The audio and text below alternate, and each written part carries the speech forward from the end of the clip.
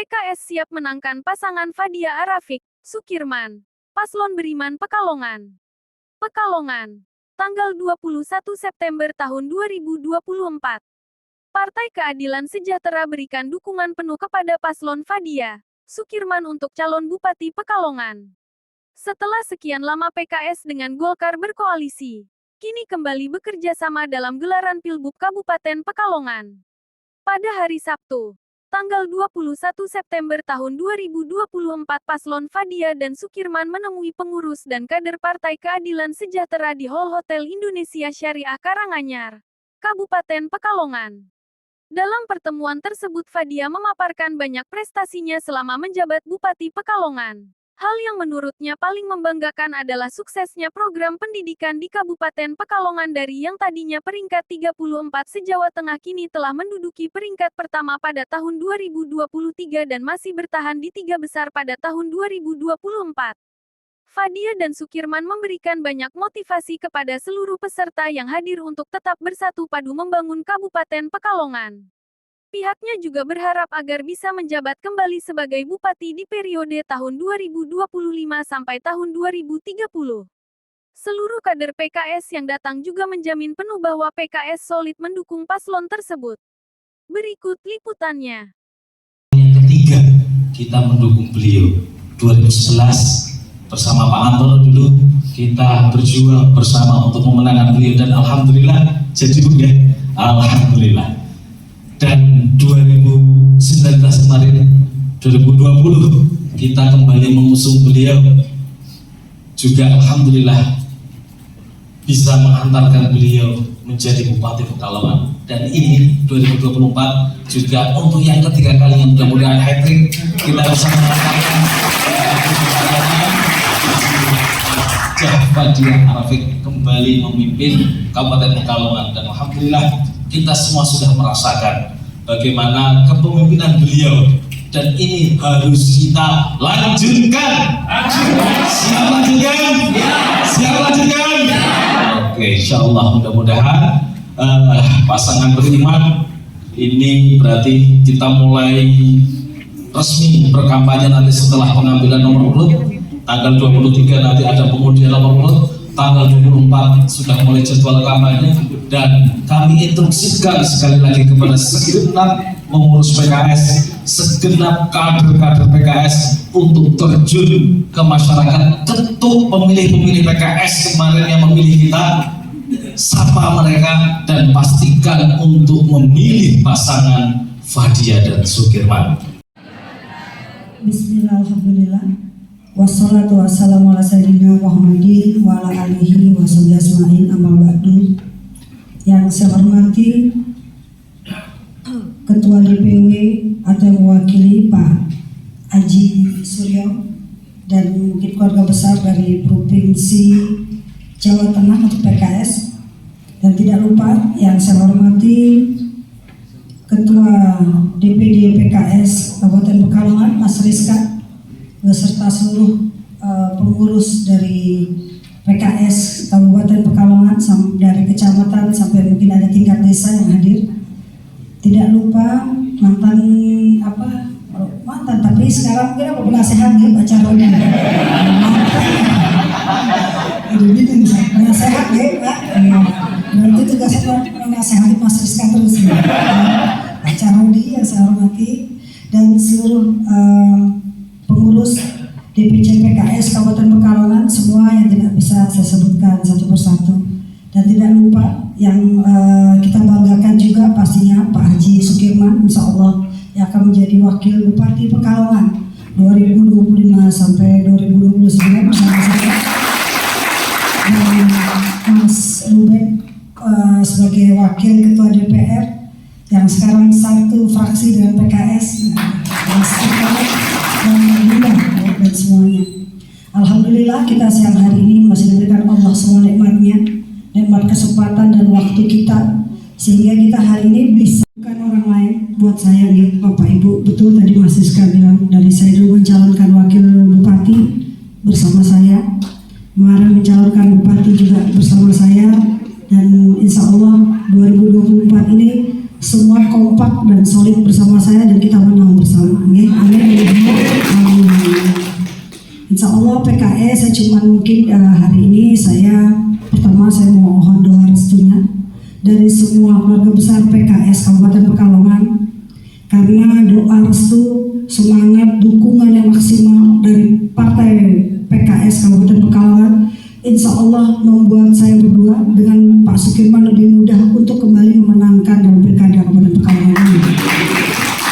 Saya minta PKS tidak ada yang terpecah belah, ya. Semuanya bareng-bareng dengan saya, ya, sama-sama menjadi bagian dari kemenangan saya.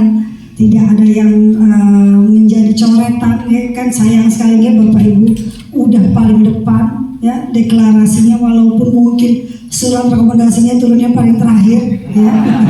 Tapi deklarasinya paling depan, ya. Deklarasinya paling depan, luar biasa. Untuk kita hargai, sayang kalau ini terpecah belah. Ayo kita sama-sama membangun Pekalongan ini bersama-sama. Karena membangun Pekalongan ini nggak bisa teriak cuma wonge dewe terus ya Bapak Ibu. Mungkin kalau soal wonge dewe ini saya udah nggak kaget dengan isu-isu wonge dewe. Dulu waktu saya dengan Pak Antono menjadi wakil bupati, saya juga dihajar dengan wonge dewe juga. Tapi alhamdulillah menang juga, ya. Terus juga kemarin di 2020 juga kena wonge dewe lagi, ya. Alhamdulillah juga menang lagi, ya.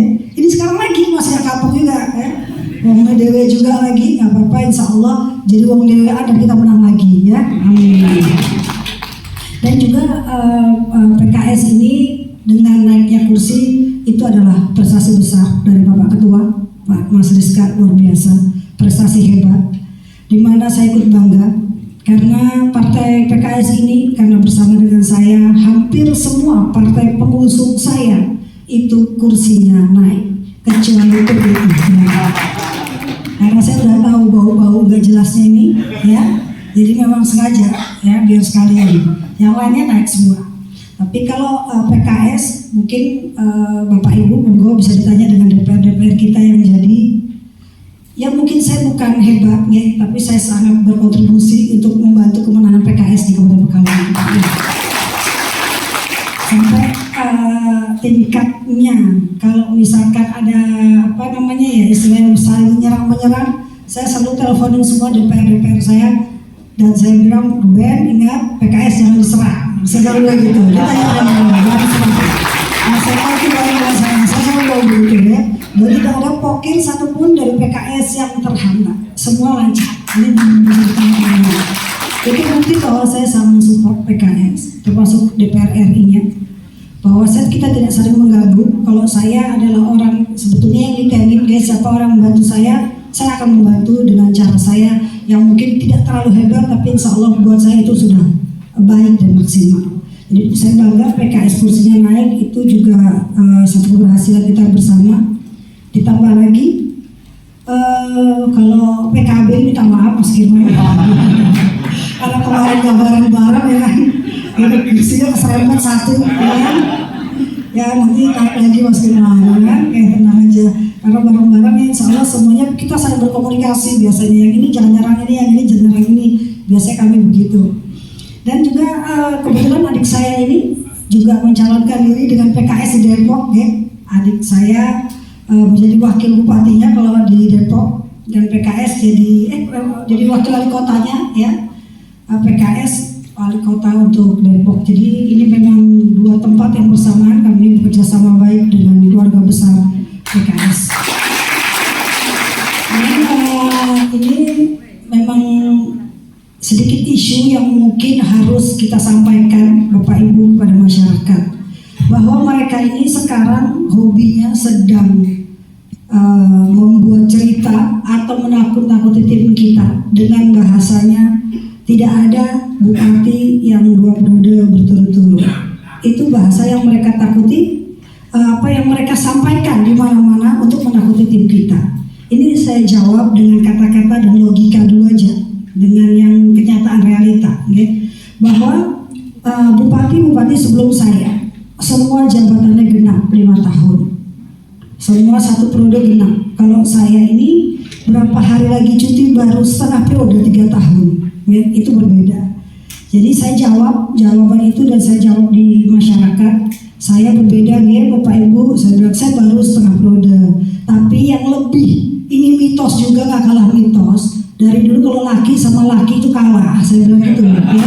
Bukan laki kalah terus, jadi kalau usah apa mitos sama mitos saja udah bermasalah. Saya bilang gitu ya. Jadi ini mungkin yang harus disampaikan kepada tim-tim kita supaya mereka juga bersemangat. Karena kalau orang kampanye itu 3D ini paling penting, Pak. Yang pertama itu doa. Karena kalau Allah berkehendak semua insya Allah jadi mudah buat kita. Ya. Yang kedua yaitu dukungan Partai PKS. Dengan solidnya Partai PKS insya Allah membuat saya tambah maksimal, bukan hanya menang tapi mutlak di Kabupaten Pekalongan. Bukan ketiga ini duit ya. Jadi kalau pilkada, pileg itu Mas Rizka, kuncinya 3 itu ya. Apa doa, dukungan, duit ya. Kalau duit ya bismillah lah, insya Allah nggak malu-maluin ya Bapak Ibu, seperti itu. Jadi artinya kita bersemangat, PKS bersama-sama kita, dan juga mungkin juga bisa membantu saya menyampaikan apa yang sudah kita capai di Kabupaten Pekalongan. Walaupun saya yakin apa yang saya kerjakan belum maksimal, karena saya ini baru setengah periode. Dengan waktu yang singkat itu nggak mungkin maksimal saya bisa bekerja. Saya dilantik hampir bulan Juli, ya udah Juli itu terakhir Juli, di mana anggaran sudah habis di bupati yang sebelum saya. Itu begitu, itu aturannya begitu, dan dimulai di tahun 2022. Jadi kalau untuk tahun anggaran baru 2,5 tahun. Dan pada saat tahun 2021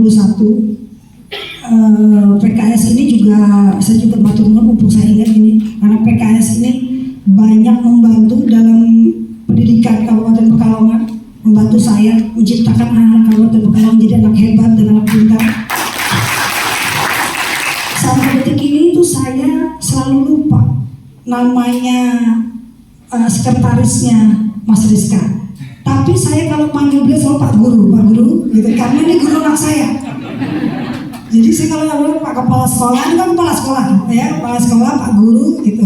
Jadi PKS ini banyak ustadz dan ustazahnya anak-anak saya ini ya. Jadi memang PKS ini sangat membantu saya, waktu dulu sekali membantu anak-anak Kabupaten Pekalongan untuk jadi hebat dan pintar. Dan alhamdulillah pada tahun 2022 ya, nggak salah, walaupun belum banyak ya, Mas Rizka, gedung SDIT atau masjid itu kita bantu 100 juta kemarin ya. Mudah-mudahan masih full jadi. Dan mungkin nanti yang berikutnya kita akan bantu lagi. Itu tinggal kita bicarakan aja, gampang. Semuanya mudah. Ya, yang penting asal komunikasinya baik, semua lancar Mas Rizka. Dan pendidikan Kabupaten Pekalongan di tahun 2021 sebelum saya menjabat menjadi bupati, kita ranking ke-34 dari 35 kabupaten se-Jawa Tengah, ranking 2 dari bawah ya. Dan di tahun 2022 saya mensupport Dinas Pendidikan Kabupaten Pekalongan ini, seperti mungkin tadi PKS, walaupun katanya kita bantu sekolah-sekolah, kita bantu semua, terutama sekolah-sekolah yang jelek di desa-desa itu kita bantu, kita perbaiki babelernya, kita perbaiki sekolahnya. Anak-anak yang tidak mampu kita bantu pakaian seragam sekolahnya, bukan berupa proyek Bapak Ibu, tapi berupa serang uang yang kami transfer ke rekening orang tuanya, supaya tidak ada potongan ini dan itu. Kita transfer langsung ke rekening orang tuanya, dan 4.000 anak yang putus sekolah sekarang kembali bersekolah di Kabupaten Pekalongan. Dari tahun 2023 langsung kita ranking 1 se-Jawa Tengah. Jadi langsung dari 34 langsung ranking 1 se-Jawa Tengah. Dan 2024 ini walaupun masih sangser lah ya, ranking 2 ya, saya bilang kita mungkin agak terlena nih, saya bilang gitu. Jadi kita harus lebih kita maksimalkan lagi. Dan insya Allah tadi kami sudah rapat dengan guru-guru, kita akan lebih maksimal untuk mengangkat lagi pendidikan di Kabupaten Pekalongan. Dan kita juga sampai dipanggil UNESCO untuk menjadi pembicara, yaitu dari Indonesia hanya 3 orang, dan itu salah satunya adalah Kabupaten Pekalongan. Karena kita juga ranking 4 se-Indonesia untuk dari 700 kabupaten kota se-Indonesia, kita ranking 4 mewakili Jawa Tengah. Dan untuk kesehatan gratis ini Bapak Ibu juga mungkin bisa disampaikan kepada masyarakat, ini bukan hal yang mudah depan kita ada Mas Sukirman, beliau adalah wakil ketua DPRD bolak-balik, sudah sering di provinsi, dan semua daerah hampir belum berani melakukan UHC ini. Malah Kabupaten Pemalang ikut dengan gaya kita seperti ini. Kalau nggak salah saya belum setahun, jadi kalau nggak salah lagi itu saya dengar informasinya sudah minus 50 miliar 2 bulan yang lalu. Dan ini juga saya mendapat laporan, ini juga seperti beberapa kabupaten di Jawa Tengah, Boyolali dan beberapa saya ada datanya itu sudah berhenti, tidak bisa ikut dalam program kesehatan gratis ini. Tapi Kabupaten Pekalongan, ini saya masih ingat dulu, ini acara debat kandidat. Waktu itu ya namanya orang debat kandidat ya. Dan saya memang sudah mempunyai cita-cita untuk membuat kesehatan gratis ini, karena saya dulu ingat orang tua saya pada saat itu beliau mampu saja bolak-balik masuk rumah sakit aja kita teler soal duit, apalagi orang tidak mampu.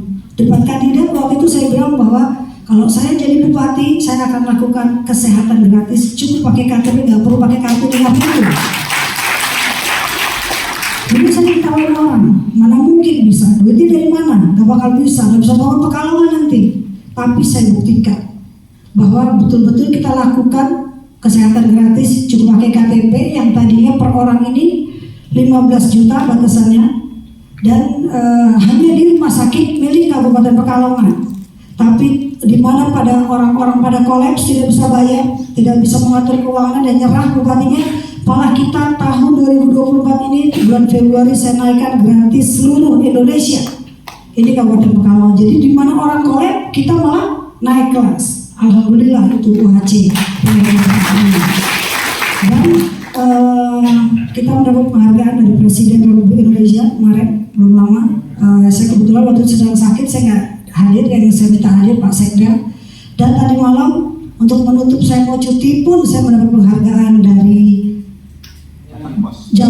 Jawa Pos ya, tadi malamnya dari Jawa Pos, hanya berapa ya, 5 Pak Bupati yang mendapat penghargaan, dan penghargaan itu kesehatan gratis yang saya lakukan untuk warga. Dan ketiga, saya dengan Mas Kirman ini programnya nggak usah banyak-banyak, percuma kalau banyak-banyak ngapusin juga. Ya, lebih baik 3, saya tembak pendidikan, kesehatan, dan juga jalan. Jalan di Kabupaten Pekalongan ini mungkin ibu bapak tanya, Bu, ini kok jalan desa ini kok rusak? Kok jalan desa ini rusak? Ini saya jawab, jalan desa bukan tanggung jawab bupati.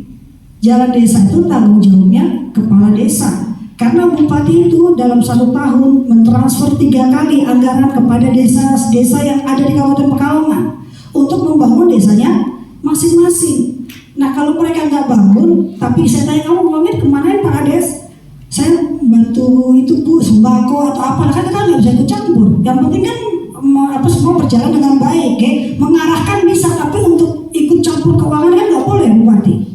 Itu sudah saya transfer ke desa-desa. Terus kalau ada yang tanya, Bu, jalan dari Wira Desa ke Kajen bergelombang nunggu rusak, itu jalan provinsi. Kalau jalan provinsi, bupati betulin. Tadi juga jalan desa, bupati betulin, besok pagi langsung kena periksa sama kejaksaan.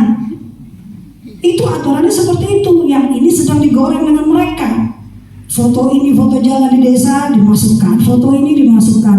Kalau jalan Kabupaten Pekalongan, kalau tempatnya ada di dalam desa dan itu di tengah-tengah sawah misalkan, atau di dekat hutan, memang saya utamakan jalan utama dulu. Saya betulin jalan di tengah-tengah hutan, yang mau lewat paling berapa puluh orang. Kalau jalan utama dilewati ribuan orang dengan waktu yang singkat 3 tahun, saya yakin nggak bisa simsalabim hilang semua, pasti harus bertahap.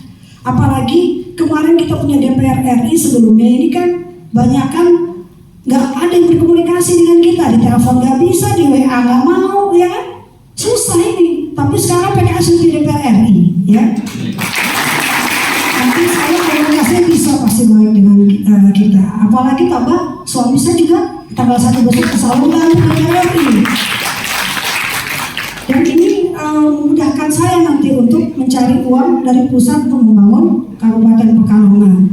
Dan juga pada tahun 2023 itu juga kita berhasil membangun rumah sakit Kajen gedung baru, karena itu untuk mensupport kesehatan gratis, tapi gak ada tempatnya juga percuma. Yang uangnya saya ambilkan dari pusat untuk membangun di RSUD Kajen. Dan tahun 2024 kita mendapatkan anggaran terbesar se-Indonesia untuk dinas kesehatan, yaitu kita bisa membangun rumah sakit keraton yang ada di Wira Desa. Yang itu mungkin Bapak Ibu tahu kenapa kok bangun rumah sakit keraton lagi, Bu? Dulu di zaman Pak Antono, rumah sakit keraton itu dituntut oleh kesusahan, sidangnya di Pekalongan, tapi kita bupatinya kalah. Terus naik lagi ke provinsi, kalah lagi, dan di zaman Pak Asif terakhir udah MA ya, kalah lagi. Jadi saya hanya menerima surat putusan kalah saja dan harus dikosongkan. Dan saya pada saat itu sudah harus dikosongkan, saya negosiasi dengan kesusahan, alhamdulillah dikasih waktu 3 tahun untuk saya bisa membangun rumah sakit keraton yang walaupun secara catatan manusia itu nggak mungkin, tapi kalau Allah berkehendak semuanya mungkin ya. Karena APBD Kabupaten Pekalongan ini Pak, Bu, itu nggak cukup uangnya, 85% uang itu udah habis untuk dana desa, untuk gaji PNS, P3K, ini itu rutinitas sudah habis, sisa 15%, makanya ganti bupati 100 kali juga. Kalau misalkan nggak pintar cari uang dari pusat, karena nggak bisa selesai Pekalongan ini membangunnya. Mungkin itu salah satu kemarin yang saya ciptakan DPR RI sendiri, suami saya sendiri, ya, supaya nggak bisa lari kemana-mana, gitu, Bu. Karena kalau lawan mama dia nggak bakal bisa, nggak mungkin DPR RI ini. Kalau itu suami saya kita WA nggak balas, ya jangan temen nggak bisa kita gembok itu pintu rumah langsung sekalian. Nggak bisa masuk dia sekalian biarin. Nah, jadi itu yang cara yang saya lakukan gara-gara supaya bisa narik uang dari pusatnya cepet. Karena saya pegang ketemu DPR RI benar-benar agak gila semua. Habis menang hilang. Di WA nggak mau, dia jangan ketemu nggak mau, dia kan kacau begini. Makanya kemarin itu mungkin yang saya buat untuk kita punya membangun keraton, ya.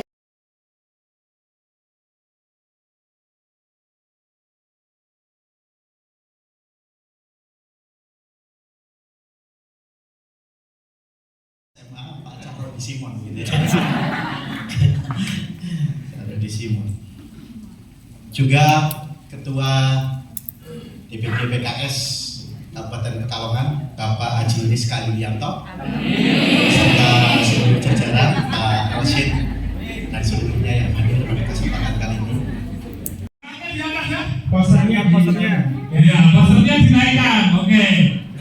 Mulai ya. Beriman. PKS. Pekalongan. Yes, Allahu Akbar. Merdeka. Ya, terima kasih. Bapak Ibu, demikianlah untuk acara deklarasi. Ya, hari ini deklarasi PKS pada pasangan Fadia Sukirman yang alhamdulillah berjalan lancar dan juga menambah semangat PKS semua Kabupaten Pekalongan untuk bekerja maksimal untuk memenangkan pasangan Fadia Sukirman. Insya Allah saya yakin lah bahwa PKS ini kalau sudah bekerja di luar nalar kita gitu loh, luar biasa, mereka luar biasa, itu kami akui lah. Jadi oleh sebab itu saya sangat menghargai matur nuwun PKS, insya Allah menjadi bagian terpenting dalam kemenangan kami sehingga bisa menang kami nanti berdua dengan maksimal. Harapan kedepannya Bu untuk kerjasama dengan PKS Bu? Ya karena kami sudah bekerja sama dari dulu, jadi ini bukan hal yang baru. Insya Allah dengan kerjasama yang tambah baik lagi, kami mungkin bisa menambah mengembangkan PKS bukan hanya tingkat Kabupaten Pekalongan tapi sampai RI-nya. Ya mungkin salah satunya buktinya bahwa pada saat kami mengusung saya kemarin kursinya naik, sekarang alhamdulillah 100%. DPR RI-nya pun juga dapat, dari dulu belum pernah dapat ya. Itu artinya bahwa kami bersama PKS memang tidak pernah bertabrakan lah, berjalan dengan cara kita masing-masing tapi berkoordinasi dengan baik. Cukup. Ya, terima kasih Bu. Terima kasih Bu. Oke. kegiatan deklarasi ini Pak? Ya, hari ini kita kumpulkan semua pengurus DPC dalam rangka untuk konsolidasi, tentunya untuk memenangkan pasangan beriman. Jadi sekaligus kita sampaikan terima kasih kepada seluruh jajaran struktur sampai tingkatan ranting untuk semua sungguh-sungguh memenangkan pasangan Fadia Arafik dan Beriman dan Sukirman. Untuk kerjasama sendiri sama Fadia gimana Pak? Kalau kerjasama kita sudah lama ya dengan beliau sejak 2011 kita sudah berteman dan kita mendukung beliau. Kemarin 2020 juga kita mendukung, tinggal melanjutkan saja sekarang. Artinya komunikasi sudah berjalan dengan baik, lancar dan apa-apa yang sudah diprogramkan kita dukung sepenuhnya untuk kepentingan Kabupaten Pekalongan. Kalau harapan dari PKS sendiri gimana Pak? Harapannya satu, kalau saat ini sedang berjuang harapan kita menang. Dari Pekalongan, Handono Wari mengabarkan.